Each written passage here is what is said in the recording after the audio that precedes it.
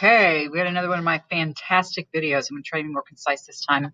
All right, so this is number 61 is actually a bit tricky because it's two separate works, but they're both from Bible Moralisees. So a Bible Moralisee is a Bible, but that only has particular stories from the Bible, and it is clearly an illuminated manuscript. But the stories that are chosen from the Bible to be written down and illustrated are ones that have particular teaching purposes. And often the stories that are shown in a Bible Moralisee also has contemporary applications of those stories. And I'll show you an example of that in just a moment.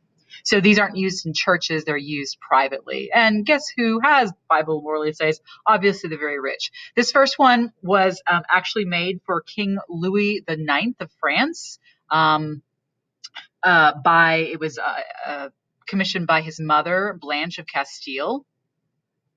And they are actually both pictured here on the dedication page for this Bible Moralisee. Here's Blanche of Castile. She's got her hands up in a very kind of teaching position. Here's a young, fresh-faced Louis IX, who has, I don't believe is he king here?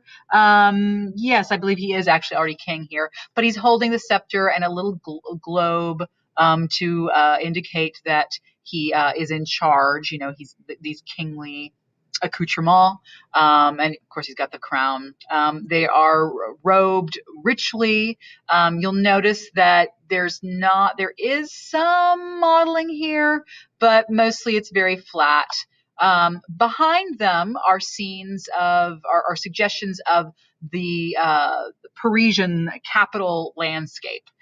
So the roofs of these buildings are suggestive of Gothic architecture, as are the lobed spaces in which Louis and his mother are in. You'll also notice the richly carved columns here. They look to be Ionic columns, but clearly with colored marble.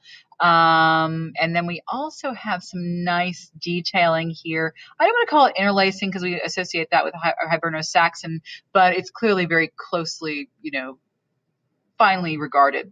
Below them, we have actually what appears to be a scene of the creation of the Bible Moralisee in action. You have a monk here, and he's got the shaved head. That's called a tonsure de head. And he's a biblical scholar, and you can tell he is teaching or talking to this guy, and he's got the finger pointing out saying, this is what you need to draw, and this is what you need to write. So he's not the one actually doing the drawing, but he is instructing the person who has the skill in the artistry to what to do, what to write. You'll notice that in terms of perspective, in terms of the chairs, we don't quite have the right sense of linear perspective. I know I keep throwing that term out, and when we get to the Renaissance, and I've mentioned a little bit more about it, when we get to the Renaissance, we'll really get it down. They have similar columns and scenes from the landscape in the background. This is gold leaf on vellum. It's incredibly expensive. One more thing about the monk who's not the monk, but the artisan who's drawing here. You'll notice if you look very, very closely that on the paper, on the vellum on which he's drawing, you can see little circles here. And because what he is drawing here is like I said, a Bible Moralisee, but those little circles are reminiscent of the circular windows that you would see of stained glass windows in a Gothic cathedral.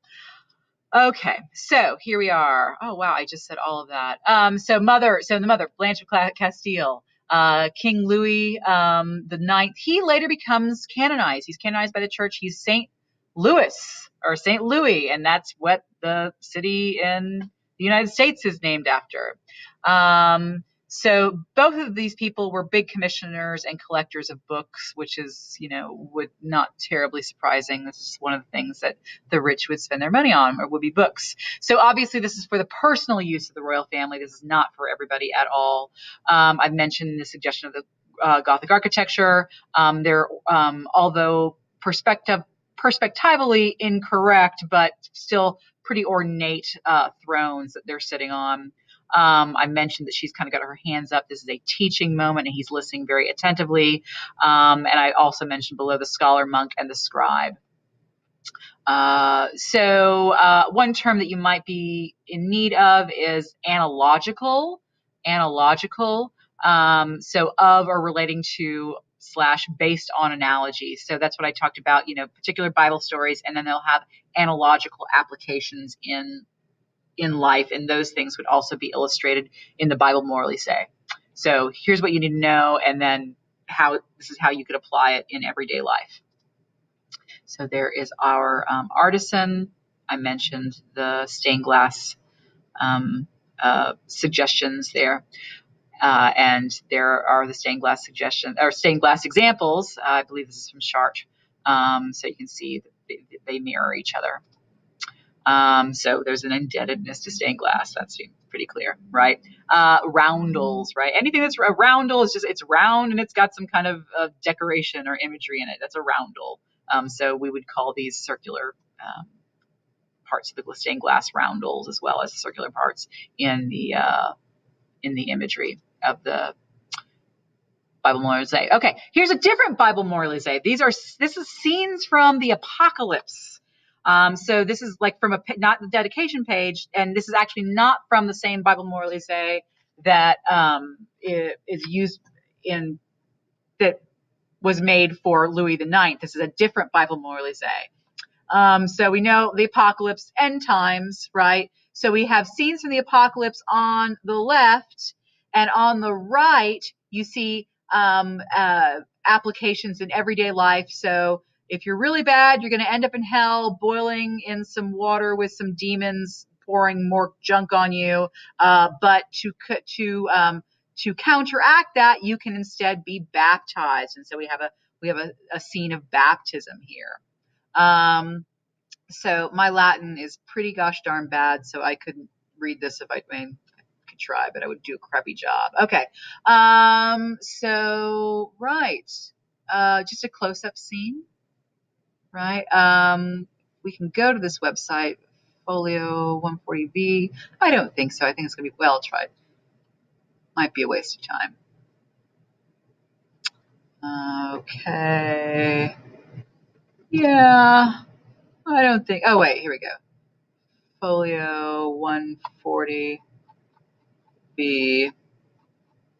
Yeah, we'll just get a good close-up view of the piece. Okay, so we can really zoom in here. So, Horsemen of the Apocalypse, right? Heavenly choir. So I again, if I read Latin better, I might be able to read this for you. It's to you. It's not terribly important. I just wanted you to see kind of close up the detailing here. Obviously, on vellum, brightly colored. Everything that I said about Lindisfarne Gospels, also an illuminated manuscript, but very different in style. In terms of that bright pigment would obviously apply here. Look at that beautiful detailing. Wow, really gorgeous. So this presentation is obviously up on Google Classroom. So if you wanted to follow the link yourself and look at this, wow, it's really beautiful. Oh, I like this. This devil is very upset here because he's not going to get these people who are being baptized. But these devils are really happy because they're getting to, I guess, pour burning oil on people. So really beautiful. I love looking at things up close like this. Really makes you appreciate the skill that goes into this work. Anyway, back to the original thing. Okay, right. So here is actually. Do we have time? I don't know. I'm not gonna. Well, yeah. Here's actually a commercial. No, if you go to the Google Classroom and follow this, look at the presentation. This is actually a commercial to purchase a reproduction of the Bible of St. Louis. It's so expensive that they don't tell you how much it costs. Again, this is a reproduction, not the thing itself. It's a funny commercial, slick slickest commercial for a medieval manuscript ever. Anyway, that's it. Thank you for